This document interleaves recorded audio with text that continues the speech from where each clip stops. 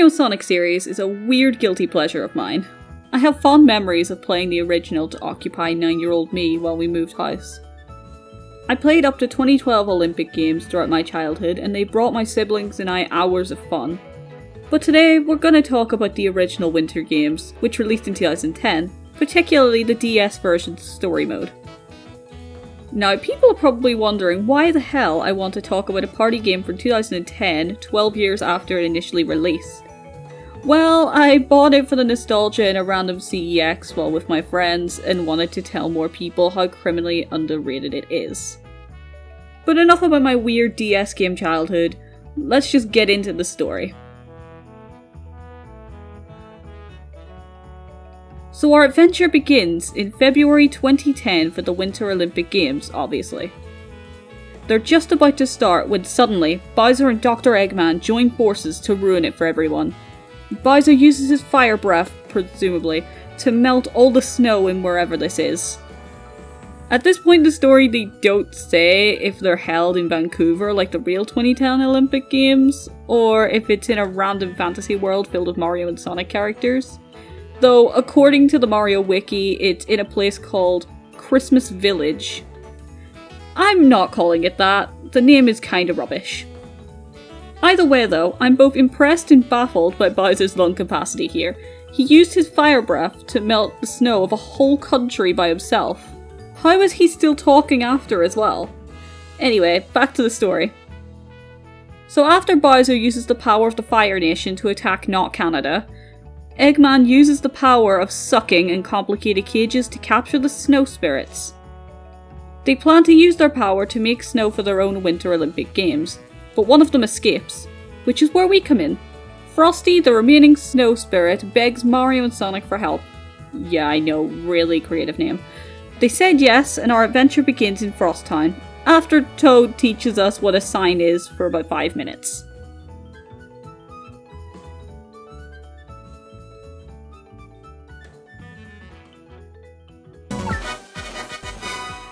So then we're thrown into the gameplay. How it works is you'll find a bunch of signs scattered around the place, each of them containing a mission which involves doing an Olympic event. If you complete a mission, you get a crystal that a snow spirit can use to melt ice blocking the rest of the area. Then you'll fight bosses like Bowser Jr., Metal Sonic, a literal Bullet Bill, and Eggman... I'm just gonna let the presenter say this one.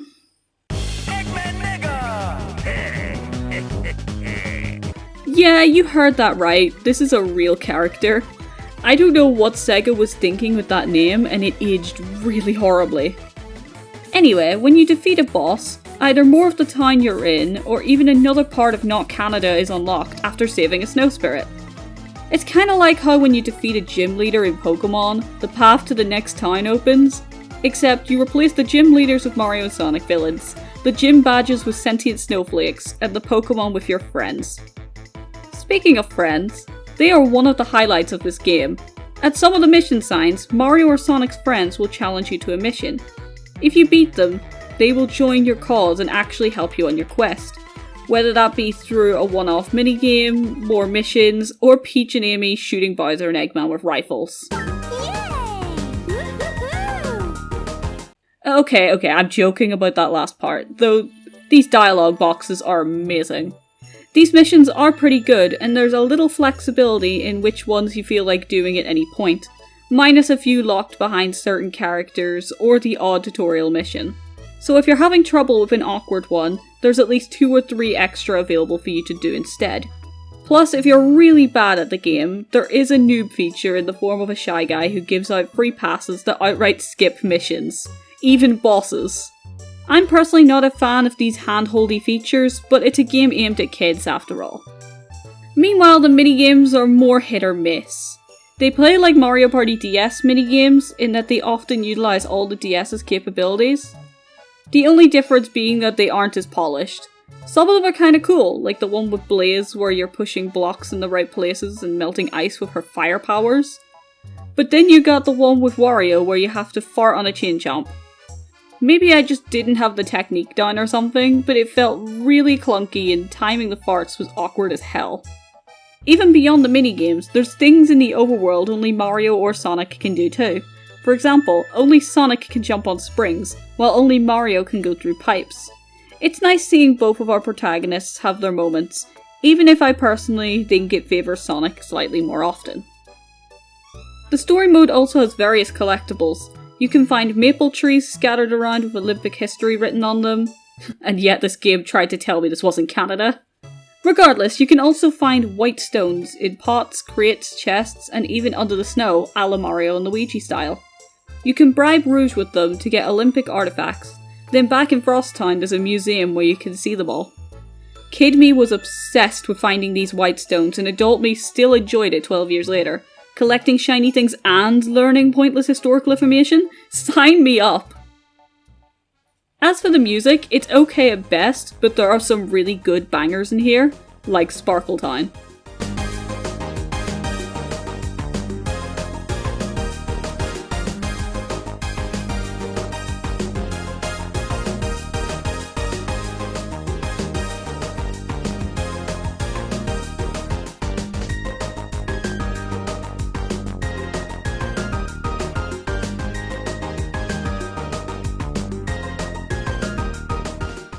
Then there's Ice Peak, which sounds like a Pokemon Mystery Dungeon song.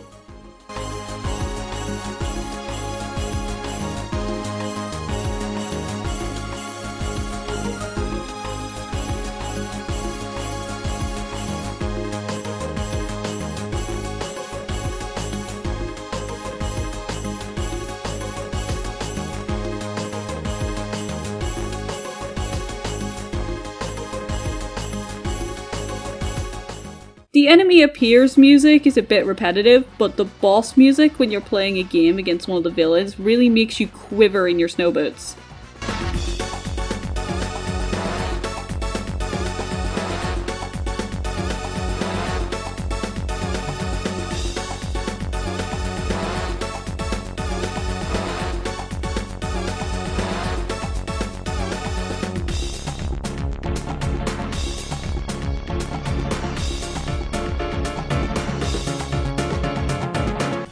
Overall though, this game aged like wine and it's recommended that you play it. Sure, it holds your hand a little too much and it's not the most polished thing in the world, but it's a really fun way to nudge the player to try out the mini games they were hesitant about. I was really happy to return to this game, especially since the 2010 and 2012 Mario and Sonic games are the peak of the series. Except London 2012 on the 3DS. That one is terrible and you should play the Wii version instead. This video was a little different and weirder, but I hope you all enjoyed it regardless. Maybe I'll talk about more obscure games from my childhood. If you liked what you saw, feel free to subscribe to Gaming Reinvented and join the Discord server below. Thanks for watching! Bye!